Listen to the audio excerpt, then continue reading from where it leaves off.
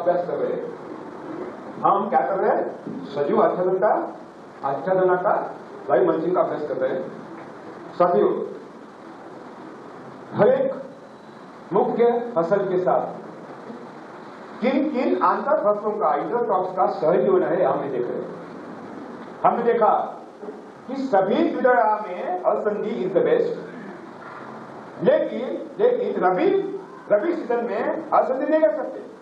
अलसंधि ठंड काल की बढ़ती नहीं, उस पर एसिड का जो होता है, तो उस समय हम क्या ले? हम चना ले। चना मीन्स कड़े, राइट, कड़े। मोहरी ले, मोहरी मीन्स संस्कृत, मोहरी मस्टर्ड जानते हैं क्या बोलते? इंग्लिश में हो गया वो, हाँ वो ले। या राजमा ले, राजमा मीन्स पंजाब में तो लेते हैं घेवड़ा, फ्रेंच बीन्स बोलते हो इसको, वटाने नहीं, वटाने चना की राजमा पंजाबी लोग ये भरता में खाते हैं, सब्जी में खाते हैं। राजमा मिलता है, गेटों में मिलता है, बहुत टाइम मिलता है, आते नहीं हो, हाँ बीन होते हो, हाँ वो सभी में आते हैं।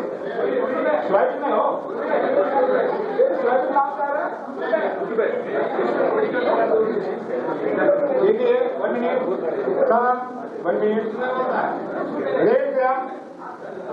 रेड ग्राम मीन्स चना, कटले, mustard, okay, then rajma,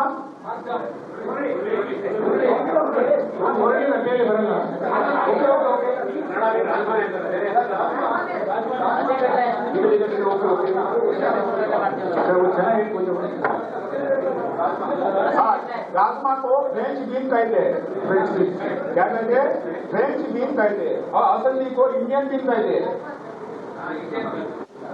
French bean ये ले, सोयाबीन मत ले, सोयाबीन खरीद में ले, रबी में मत ले, धूप काले में ले, क्योंकि सोयाबीन के जो गांठ होती है ना जड़ों पर, सोयाबीन के जड़ों पर जो गांठ होती है, उसमें वो नाइट्रोजन फिक्सर कौन सा होता है? राइजोबियम जॉर्जियम।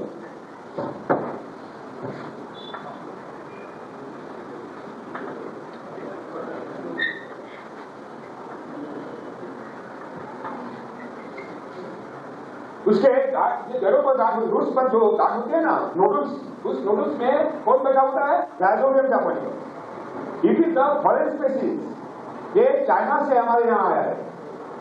इसका मिलाप सहजीवन दूसरी जड़ों से कम होता है, इसलिए रबी में मत ले। अगर सोयाबीन लेना है तो खरीफ में ले। खरीफ में इसका सहजीवन एक जीवाणु है, उसके साथ मुझे अच्छा दिखाई दिया, वो एक राइजोबियम लोका है। ये भी नाइट्रोजन फिक्सर है, राइजोबियम लोका है। ये बीज नट को स्थिर करता है, नाइट्रोजन हवा से लेता है और अपने भूमि में डिपॉजिट करता है और पौधों को देता है। इसका सहजीवन इससे ज्यादा अच्छा आता है, बाकी जीवाणु से इसका सहजीवन नहीं होता।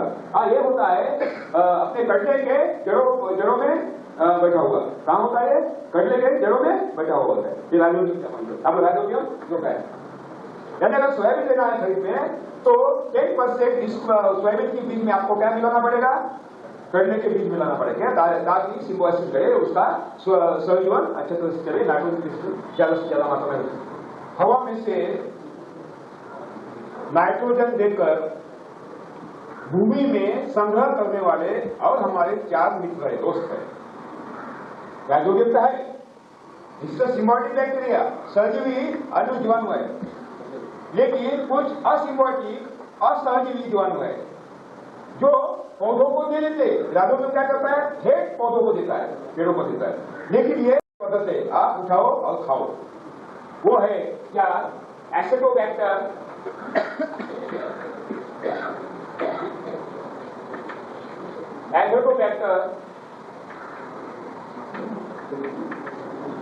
एजोस्पिरिलम,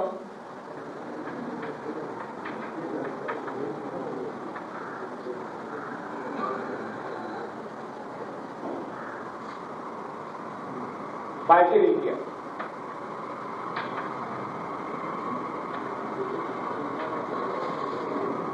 ये फ्रैंकिया भी है, लेकिन वो हमारे फसलों के पास नहीं होता, वो कुछ अलग पेड़ होते हैं जंगल में, उसके जड़ों के पास होता है। हम जो फसलें लेते हैं, क्रॉप लेते हैं, उसके इर्द गिर्द नहीं होता, तो उसका कोई उपयोग नहीं है। लेकिन ये क्या बहुत महत्वपूर्ण जीवाणु होते हैं जो हमको नाइट्रोजन देते हैं। साथियों, ये 4 हमारे दोस्त सभी फसलों के जड़ों के पास नहीं होते। कुछ ऐसी फसली है स्पेशलिटी कि ऐसे कुछ क्रॉप्स है जिनकी जड़ों के पास ये नाइट्रोजन फिक्स करते हैं। क्या क्या है? रागी, रागी के जड़ों के पास होते हैं। कैरी म्हणजे भत्ता, बाजरी, फिर गेहूं, गेहूं को क्या बोलते हैं? गोदी, चिली, टर्मेरिक, इनके जड़ों के पास होते हैं। साथियों, रागी जब लगाना है तो नाइट्रोजन बाहर से देने की जरूरत नहीं, केवल जीवाणु से काम चलेगा। लेकिन रोटेशन चाहिए, भत्ता लेना है तो रोटेशन चाहिए। ऊपर से नाइट्रोजन देने की जरूरत नहीं, इंटरक्रॉप देने की भी जरूरत नहीं है, लेकिन रोटेशन चाहिए। बाइबल लेना है, हिट लेना है, चिली लेनी है, टर्मरिक लेनी है, तो ये जीवाणु अपने आप नाइट्रोजन देते हैं। लेकिन इनके लिए रोटेशन चाहिए, वो रोटेशन होता है राइजोबियम का, यानी अलसंदी उर्दू वगैरह वगैरह। क्योंकि अगर राइजोबियम 10 kg नाइट्रोजन देता है, अगर ये 10 kg नाइट्रोजन देते हैं, अगर दोनों मिलाते हैं, हम दोनों को साथ में काम में लगाते हैं तो 30 kg देते हैं। यानी दोनों को अलग अलग दिया तो 20 kg होगी, लेकिन दोनों को साथ मिलाकर अगर काम में लगाया तो 30 kg देगी। इसका मतलब है दोनों का सम्मिलन चाहिए। क्या चाहिए? दोनों का सम्मिलन चाहिए। खरीफ में राइजोबियम को काम में लगाया, अगर खरीफ सीजन में राइजोबियम को काम में लगाया, जैसे हमने द्विदल का उत्पादन लिया, क्रॉप लिया, और उसके बाद अगर गेहूं लेते हैं, भत्ता लेते हैं, रागी लेते हैं, सेकंड क्रॉप, तो ये जीवाणु ज्यादा काम करते हैं। वो पूछते हैं राइजोबियम था क्या, तो मैं आऊंगा, नहीं तो नहीं आऊंगा। इसका मतलब है भत्ता क्रॉप लेने के पहले एक अगर लेग्यूमिनस का द्विदल का हम क्रॉप लेते हैं और बाद में भत्ता लेते हैं, तो भत्ते का उत्पादन अपने आप बढ़ता है, केवल जीवाणु पर। यहाँ रमेश राजू बैठा है, वो बताने वाला है। जीवाणु पर भत्ते का उत्पादन 30 क्विंटल पर एकड़। एक द्विदड़ा, एक मसाले वर्गीय म्हणजे चिली, टर्मेरिक, स्पाइसेस कॉम्बिनेशन करना चाहिए। एक नाइट्रोजन फिक्सर, एक द्विदला plus spices plus monocot plus द्विदला प्लस हमारा मुख्य। अभी देखिए, ये हमारा कपूर बनाना, बाय के पास द्विदला के पास चिली, बीच में मोनोकॉट,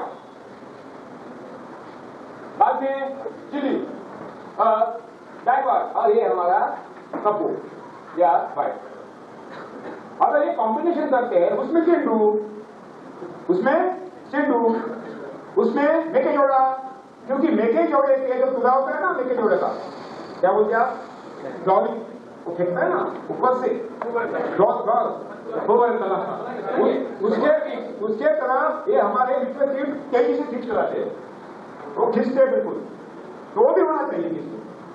अगर ये हम पूरा भारतवर्ष के यहाँ बैठाएंगे, महाराष्ट्र भी आया, कर्नाटक भी आया, केरला भी आया, बिहार भी आया, पंजाब हरियाणा भी आया, बंगाल भी आया, उड़ीसा भी आया, तब भारतवर्ष अच्छी तरह से बनेगा।